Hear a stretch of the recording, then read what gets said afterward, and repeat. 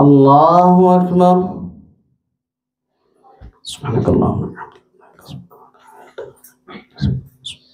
الحمد لله رب العالمين الرحمن الرحيم مالك يوم الدين إياك نعبد وإياك نستعين اهدنا الصراط المستقيم صراط الذين أنعمت عليهم غير المغضوب عليهم ولا الضالين.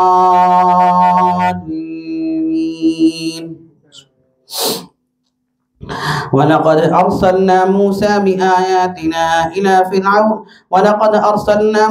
بآياتنا وسلطان مبين إلى فرعون وملئه فاتبعوا أمر فرعون وما أمر فرعون برشيد يقدم قومه يوم القيامة فأوردهم النار وبئس الورد المورود وأتبعوا في هذه لعنة ويوم القيامة بئس الرفد المرفود. ذلك من أنباء القرى نقصه عليك منها قائم وحصيد وما ظلمناهم ولكن ظلموا أنفسهم فما أغنت عنهم آلهتهم التي يدعون من دون الله من شيء لما جاء أمر ربك وما زادوهم غير تتبيب. وكذلك أخذ ربك إذا أخذ القرى وهي ظالمة إن أخذه أليم شديد. إن في ذلك لآية لمن خاف عذاب الآخرة ذلك يوم مجموع له الناس وذلك يوم مشهود وما نؤخره إلا لأجل معدود يوم يأتي لا تكلم نفس إلا بإذنه فمنهم شقي وسعيد. فأما الذين شقوا ففي النار لهم فيها زفير وشهيق خالدين فيها ما دامت السماوات والأرض إلا ما شاء ربك إن عطاء غير مجذوذ فلا تك في مرية إن ربك فعال لما يريد. وأما الذين سعدوا ففي الجنة خالدين فيها ما دامت السماوات والأرض إلا ما شاء ربك عطاء غير مجذوذ فلا تك في مرية مما يعبد هؤلاء ما يعبدون إلا كما يعبد آباؤهم من قبل وإنا لموفوهم نصيبهم غير منقوص. ولقد آتينا موسى الكتاب فاختلف فيه ولولا كلمة سبقت من ربك لقضي بينهم وإنهم لفي شك منه مريب. وإن كلا لما ليوفينهم ربك أعمالهم إنه بما يعملون خبير. فاستقم كما أمرت ومن تاب معك ولا تطغوا إنه بما تعملون بصير. ولا تركنوا إلى الذين ظلموا فتمسكم النار وما لكم من دون الله من أولياء ثم لا تنصرون.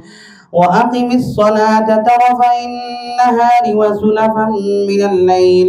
إن الحسنات يذهبن السيئات ذلك ذكرى للذاكرين. واصبر فإن الله لا يضيع أجر المحسنين. فلولا كان من القرون من قبلكم أولو بقية ينهون عن الفساد في الأرض إلا قليلا ممن أنجينا منهم واتبع الذين ظلموا ما أترفوا فيه وكانوا مجرمين. وما كان ربك ليهلك القرى بظلم وأهلها مصلحون. ولو شاء ربك لجعل الناس أمة واحدة ولا يزالون مختلفين إلا من رحم ربك ولذلك خلقهم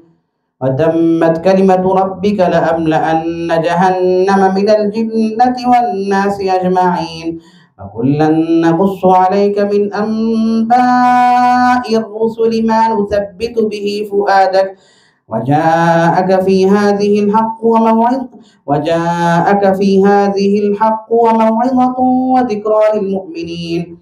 وقل للذين لا يؤمنون اعملوا على مكانتكم إنا عاملون وانتظروا إنا منتظرون ولله غيب السماوات والأرض وإليه يرجع الأمر كله فاعبده وتوكل عليه وما ربك بغافل عما تعملون. ألف لام را تلك آيات الكتاب المبين إنا أنزلناه قرآنا عربيا لعلكم تعقلون نحن نقص عليك أحسن القصص بما أوحينا إليك هذا القرآن وإن كنت من قبله لمن الغافلين إذ قال يوسف لأبيه يا أبت إني رأيت 11 كوكبا والشمس والقمر رأيتهم لي ساجدين قال يا بني لا تقصص رؤياك على إخوتك فيكيدوا لك كيدا إن الشيطان للإنسان عدو مبين وكذلك يجتبيك ربك ويعلمك من تأويل الأحاديث ويتم نعمته عليك وعلى آل يعقوب كما أتمها على أبويك من قبل إبراهيم وإسحاق إن ربك عليم حكيم. لقد كان في يوسف وإخوته آيات للسائلين إذ قالوا ليوسف وأخوه أحب إلى أبينا منا ونحن عصبة إن أبانا لفي ضلال مبين اقتلوا يوسف أو اطرحوه أرضا يخل لكم وجه أبيكم وتكونوا من بعده قوما صالحين قال قائل منهم لا تقتلوا يوسف وألقوه في غيابة الجب يلتقطه بعض السيارة إن كنتم فاعلين قالوا يا أبانا ما لك لا تأمننا على يوسف وإنا له لناصحون أرسله معنا غدا يرتع ويلعب وإنا له لحافظون قال إني ليحزنني أن تذهبوا به وأخاف أن يأكله الذئب وأنتم عنه غافلون قالوا لئن أكله الذئب ونحن عصبة إنا إذا لخاسرون فلما ذهبوا به وأجمعوا أن يجعلوه في غيابة الجب وأوحينا إليه لتنبئنهم بأمرهم هذا وهم لا يشعرون وجاءوا أباهم عشاء يبكون قالوا يا أبانا إنا ذهبنا نستبق وتركنا يوسف عند متاعنا فأكله الذئب وما أنت بمؤمن لنا ولو كنا صادقين وجاءوا على قميصه بدم كذب قال بل سولت لكم أنفسكم أمرا فصبر جميل والله المستعان على ما تصفون وجاءت سيارة فأرسلوا والدهم فأدلى دلوه قال يا بشرى هذا غلام وأسروه بضاعة والله عليم بما يعملون وشروه بثمن بخس دراهم معدودة وكانوا فيه من الزاهدين وقال الذي اشتراه من مصر لامرأته أكرمي مثواه عسى أن ينفعنا أو نتخذه ولدا وكذلك مكنا ليوسف في الأرض ولنعلمه من تأويل الأحاديث والله غالب على أمره ولكن أكثر الناس لا يعلمون ولما بلغ أشده آتيناه حكما وعلما وكذلك نجزي المحسنين وراودته التي هو في بيتها عن نفسه وغلقت الأبواب وقالت هيت لك قال معاذ الله إنه ربي أحسن مثواي إنه لا يفلح الظالمون ولقد همت به وهم بها لولا أن رأى برهان ربه كذلك لنصرف عنه السوء والفحشاء إنه من عبادنا المخلصين واستبق الباب وقدت قميصه من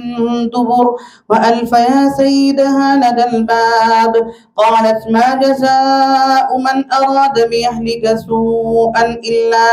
أن يسجن أو عذاب أليم قال هي راودتني عن نفسي وشهد شاهد من أهلها إن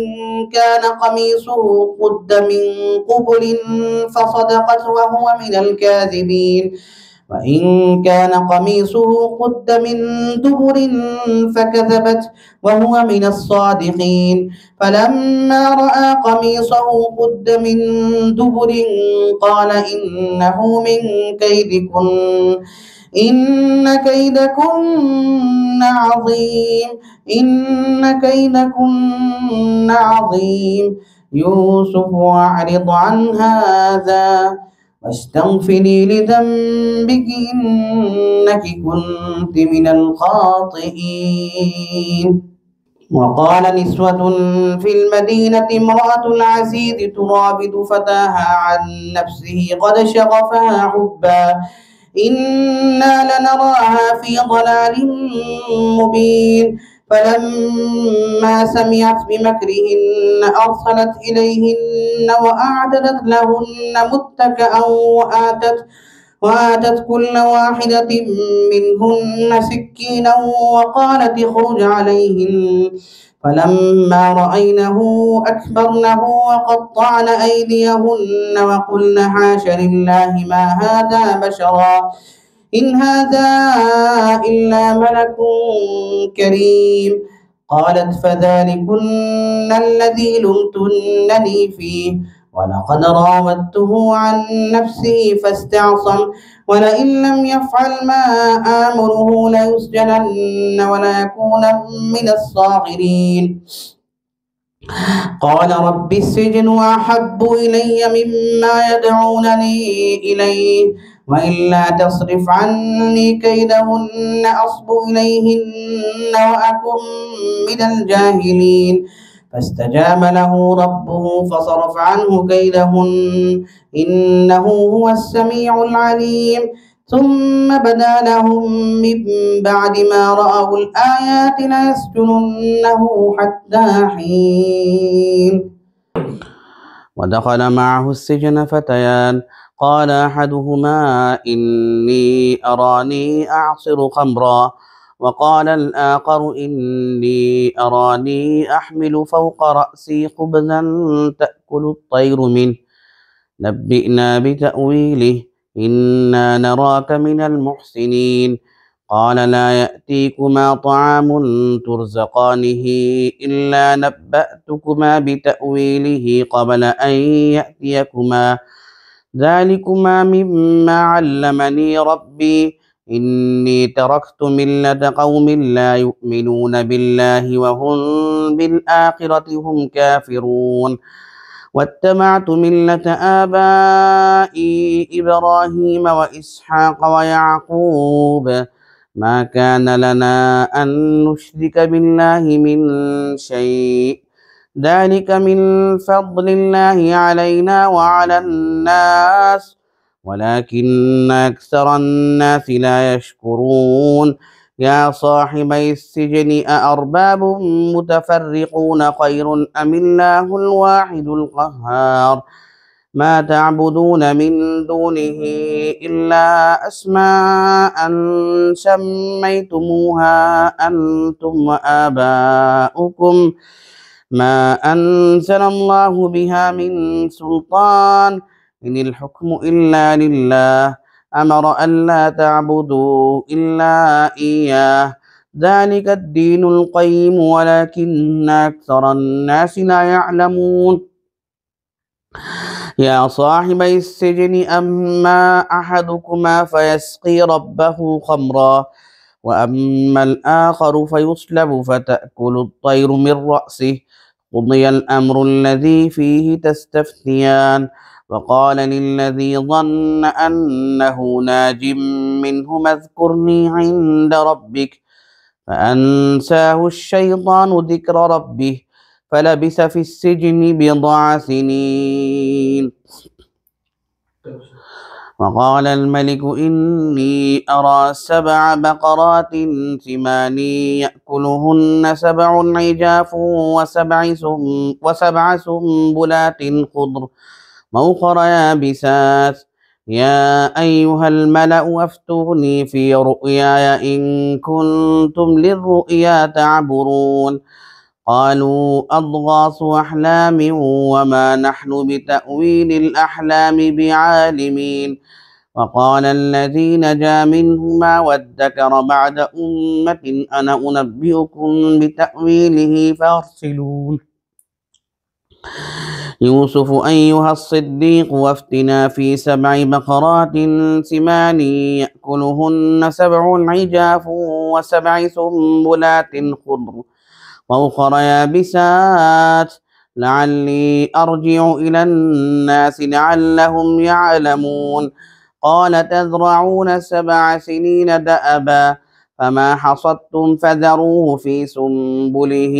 إلا قليلا مما تأكلون ثم يأتي من بعد ذلك 7 شداد يأكلن ما قدمتم لهن إلا قليلا مما تحسنون ثم يأتي من بعد ذلك عام فيه يغاث الناس وفيه يعصرون فقال الملك ائتوني به فلما جاءه الرسول قال ارجع إلى ربك فاسأله ما بال النسوة اللاتي قطعن أيديهن إن ربي بكيدهن عليم قال ما خطبكن إذ راوتن يوسف عن نفسه قلنا حاش لله ما علمنا عليه من سوء قالت امرأة العزيز الآن حصحص الحق أنا راودته عن نفسه وإنه لمن الصادقين ذلك ليعلم أني لم أخنه بالغيب وأن الله لا يهدي كيد الخائنين وما أبرئ نفسي إن النفس لأمارة بالسوء إلا ما رحم ربي إن ربي غفور رحيم